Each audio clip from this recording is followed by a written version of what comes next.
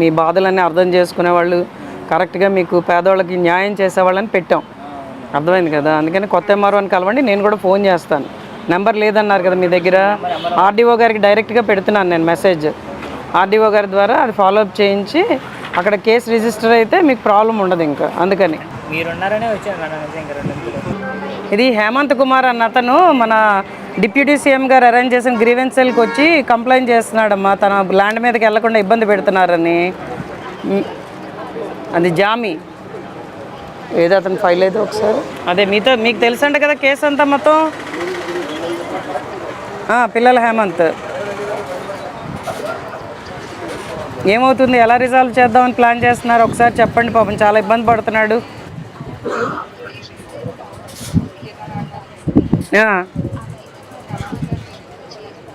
చేయిస్తారా కంపల్సరీగా మీరు? ఇదే నా నెంబర్ అమ్మా, మీరు అప్డేట్ చేయాలి నాకు.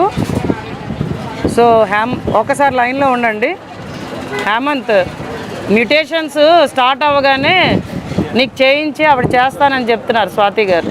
నీ పేరు మీదకి కంపల్సరీగా చేస్తానంటున్నారు. అప్పుడు కేసు ఆటోమేటిక్గా కొట్టేస్తారులే, అది పెద్ద ప్రాబ్లం ఉండదు, అది కొట్టించేద్దాం.